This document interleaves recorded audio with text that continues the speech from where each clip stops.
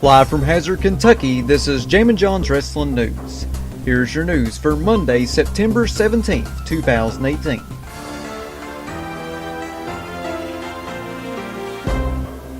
The WWE announced the following today. The Saudi General Sports Authority, in partnership with WWE, will present WWE Crown Jewel at the King Fahd International Stadium in Riyadh, Saudi Arabia on Friday, November 2nd, including a Universal Championship triple threat match featuring Roman Reigns, Brock Lesnar, and Braun Strowman, and the first ever WWE World Cup tournament to determine the best in the world.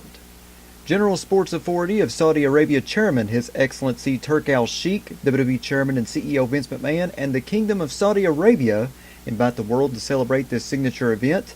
Following WWE's sold-out Greatest Royal Rumble event in Jeddah, Saudi Arabia in April, this is the second event as part of a long-term partnership between WWE and the Kingdom of Saudi Arabia. And I also want to point this out to everyone. There is a rumor going around online, though it's not too popular and not too well known right now, that CM Punk is supposed to face Neville at the WWE Crown Jewel event. That is not true. So if you're hearing that, don't believe it. It's not true. CM Punk is definitely not coming back to the WWE anytime soon. And definitely not Neville. On tonight's edition of WWE Monday Night Raw, The Undertaker announced that since Shawn Michaels will be in Triple H's corner at the Super Showdown pay-per-view in Melbourne, Australia, Kane will be in his corner. So this Undertaker Triple H match is getting better and better. In an article on MMAfighting.com, Dave Meltzer wrote about Brock Lesnar's return to WWE at Hell in a Cell last night. With WWE's deal with Saudi Arabia believed to be in the $45 million range, Meltzer noted the following. With that kind of revenue at stake, meaning these shows generate more actual dollars for the company than even its WrestleMania shows, they load up on outside talent and give them large paydays. In Lesnar's case, it is believed to be well into the seven figures for the matches in Saudi Arabia. There has also been speculation about Shawn Michaels coming out of retirement for a match in Saudi Arabia on November 2nd with a big payday. On Wrestling Observer Radio, Dave Meltzer discussed the crowd reactions to Charlotte vs. Becky Lynch at Hell in a Cell last night.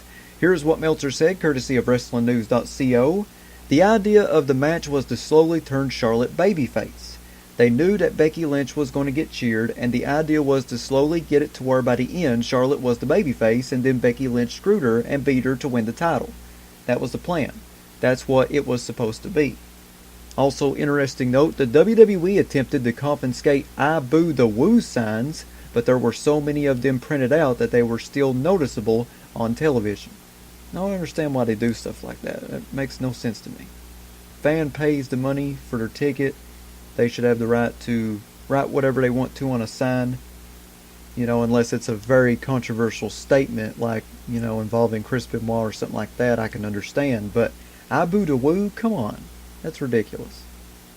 After using the Starrcade name for a live event in 2017, the WWE will be using the name again for an upcoming live event at the U.S. Bank Arena in Cincinnati, Ohio on Saturday, November 24th. The following matches are being advertised for the show. A special performance, Elias with Ric Flair, the SmackDown Tag Team Championship match between the SmackDown Tag Team Champions The New Day taking on The Bar, the United States Champion Shinsuke Nakamura taking on Rusev with Lana for the United States Championship, the SmackDown Women's Champion Becky Lynch taking on Charlotte Flair for the SmackDown Women's Championship in a steel cage match, the WWE Champion AJ Styles taking on Samoa Joe for the WWE Championship, and the main event of Starrcade 2018, a Cincinnati street fight between The Shield and Braun Strowman, Dolph Ziggler, and Drew McIntyre.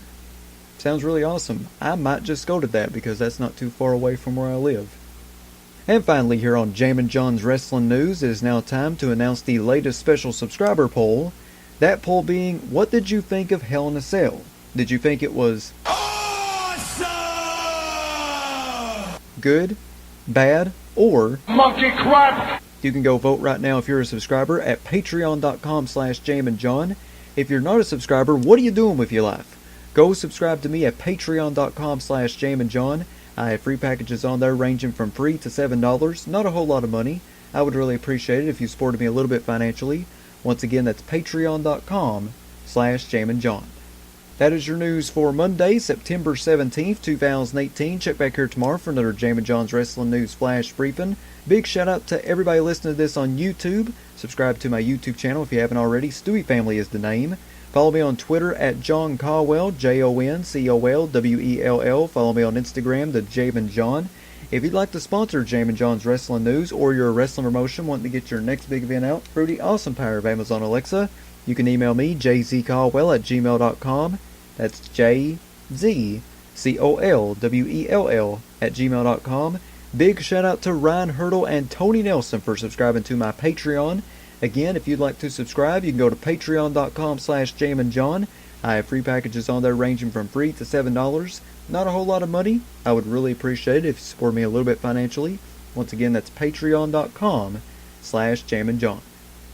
This is Jammin John saying thanks, goodbye, and I'll see you tomorrow.